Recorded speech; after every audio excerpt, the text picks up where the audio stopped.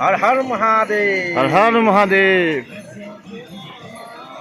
देखिसे आपलोके किमान ওপৰত ঠাই এনেকেৰে আমি আহি আছো প্ৰায় 8 কিলোমিটাৰ এনেকে ওখকে গৈ আছো ওপৰ ঠাইলৈ কেৱল উঠিয়ে আছো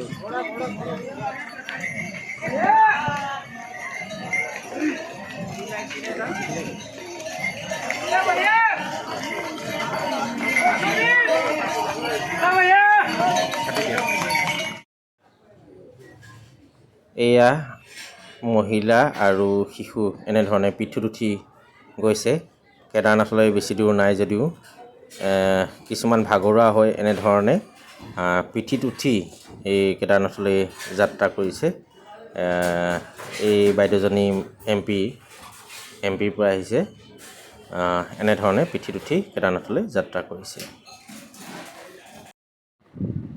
এনেধৰণে আমি গৈ আছোঁ আৰু বেছি দূৰ নাই কেদাৰনাথলৈ এনেধৰণে আমি লাহে লাহে উঠি গৈ আছোঁ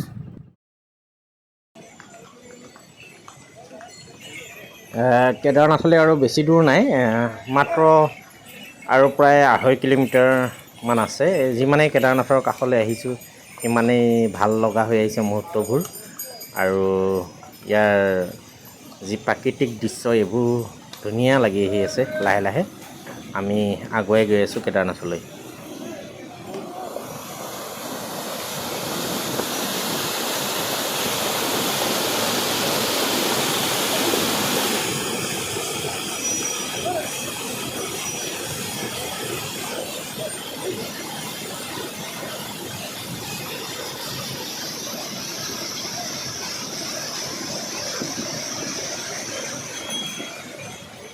এতিয়া আমাৰ চকুত পৰিছে কেদাৰনাথলৈ আহোঁতে এয়া বৰফ আৰু এনেধৰণে বৰফৰ মাজেৰে এক ৰোমাঞ্চকৰ যাত্ৰা আমি আগুৱাই গৈ আছোঁ আৰু ইয়াতে বহুত মানুহে ৰৈছে ফটো উঠিছে ভীষণ ঠাণ্ডা লাগিছে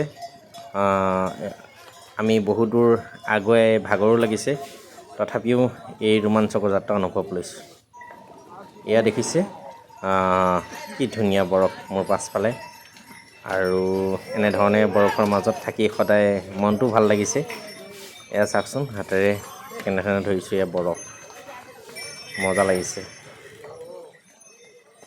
এয়া চাওক বৰফ আমি বৰফৰ মাজত আছোঁ এয়া বৰফ আৰু মানালী যোৱা গোৱা যোৱা বন্ধুৰ লগত বহুত ভাল কিন্তু বাবাৰ ধামত আহি এনেধৰণে বৰফ চোৱা অভিজ্ঞতাটো কিন্তু সুকীয়া দেই ইতিমধ্যে আমি আহি পাইছোঁ শ্ৰী বাবা কেদাৰনাথ ধাম আৰু আমি ইয়াতে এখন হোটেল লৈছোঁ হোটেলত ৰাতিটো থাকিম ৰাতিটো থাকি ৰাতিপুৱা উঠি বাবা দৰ্শন কৰিম তেতিয়া ৰাতিপুৱা দৃশ্য আপোনালোকক দেখাই আছোঁ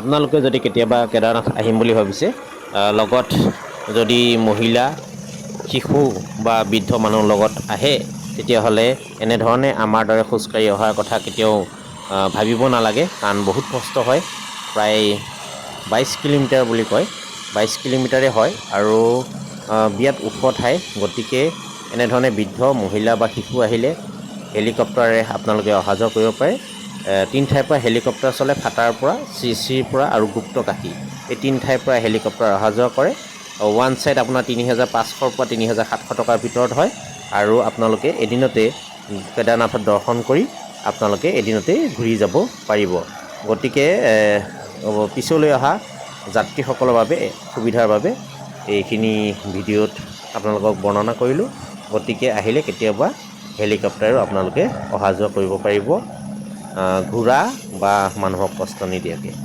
ধন্যবাদ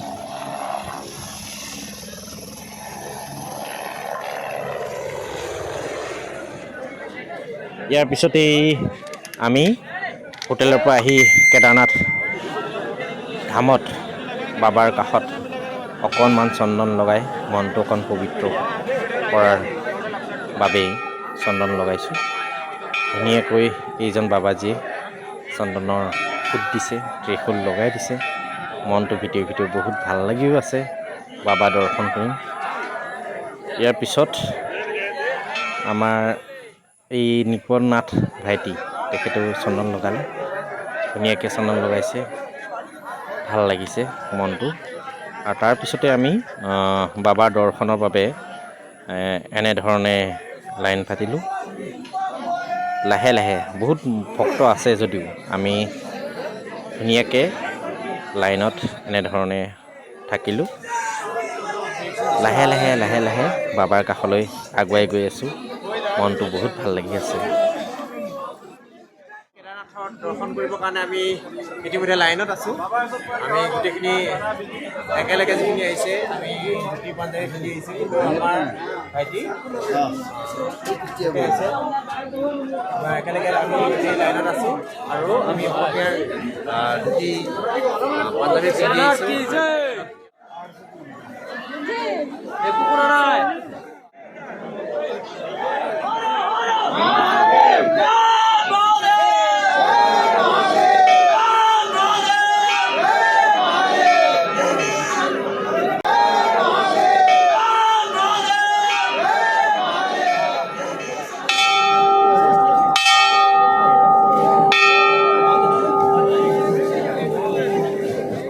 ইয়াৰ পিছত মায়ে দি পঠোৱা বাবালৈ এখন অসমীয়া গামোচা ইয়াতে বান্ধিলোঁ কিছু মনৰ আশালৈ, আৰু মই নিয়া বাবাৰ কাপোৰখনো ইয়াতে বান্ধি বাবাক সেৱা অৰ্পণ কৰিছোঁ।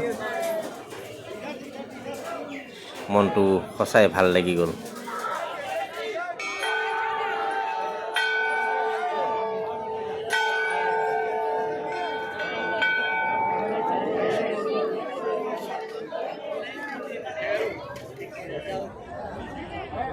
জয় ভোলেনাথ। এইটোৱেই হৈছে ৰহস্যময়ী ভীমশিলা, যি 2013 চনত উত্তৰ প্ৰদেশত বান পৰিস্থিতি আহিছিল আৰু কেদাৰনাথতো যথেষ্ট বানপানী হৈছিল। আৰু পানীৰ ঢল যেতিয়া উটি আহিছিল, পানীৰ ঢলৰ লগত এই ডাঙৰ শিলটো আহি কেদাৰনাথ মন্দিৰৰ মাজভাগত পৰে আৰু এই বানপানীৰ ঢলসমূহ দুয়ো কাষে এই শিলটোত ধাক্কা মাৰি ওলাই যায় আৰু মন্দিৰটো কোনো ক্ষয় ক্ষতি নহয়। গতিকে এই ভীমশিলাটোক সদায় মানুহে পূজা কৰি আহিছে। আমি উপস্থিত আছোঁ আদি শংকৰাচাৰ্যৰ এইটো সমাধিস্থলী। বিৰাট ধুনীয়াকৈ বনাইছে আৰু আমি ভিতৰত গৈ দেখিলোঁ যে দেৱালসমূহত এই যিবোৰ মন্ত্ৰ লেখা আছে, এই মন্ত্ৰসমূহ পাঠ কৰি সোমাই গ'লে এনেই ভাল লাগে মনটো। ভিতৰতো ধুনীয়াকৈ মন্ত্ৰৰ উচ্চাৰণ শুনিবলৈ পোৱা গৈছে। আৰু ইয়াত এটা ৰহস্যময় কথাটো গম পালোঁ যে কেদাৰনাথ মন্দিৰ মাত্ৰ 6 মাহৰ বাবেহে খোলা থাকে। কেদাৰনাথ মন্দিৰৰ দুৱাৰ দীপাৱলীৰ আগদিনা গোবৰ্ধন পূজাৰ পিছত মন্দিৰৰ পুৰোহিতে এগছি বন্তি জ্বলাই 6 মাহৰ বাবে কেদাৰনাথ মন্দিৰৰ দুৱাৰ বন্ধ কৰি দিয়ে। এই 6 মাহত কেদাৰনাথ মন্দিৰৰ আশে কাষে কোনো লোকেই বাস নকৰে। এই 6 মাহত পিছত যেতিয়া মন্দিৰৰ দুৱাৰ খোলে, তেতিয়া বন্তি গছি জ্বলি থকা দেখিবলৈ পায়। লোকপ্ৰবাদ মতে এইজনেই শংকৰাচাৰ্য। তেওঁ প্ৰায় 6 মাহ এই মন্দিৰটো প্ৰতিপালন কৰে বুলি লোকবিশ্বাস মতে শুনা যায়।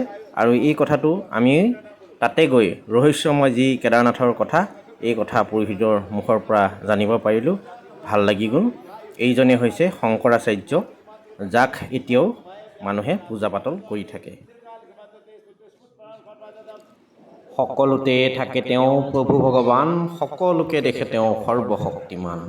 সকলোকে জানে তেওঁ জ্ঞানৰ আখৰ, সত্য তেওঁ শিৱ তেওঁ পৰম সুন্দৰ, পৰম সুন্দৰ, পৰম সুন্দৰ।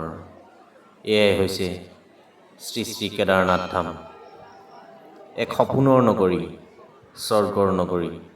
এয়াই কেদাৰনাথ ধাম। যিমানেই বৰ্ণনা কৰি আপোনালোকক নেদেখাওঁ কিয়, ইয়াৰ অনুভৱ কেৱল অহাজনেহে গম পায়। কি এক বিৰল মুহূৰ্ত, বিৰল অনুভৱ, সদায় জীয়াই থকালৈকে মনত থাকিব। হৰ হৰ মহাদেৱ, হৰ হৰ মহাদেৱ, হৰ হৰ মহাদেৱ।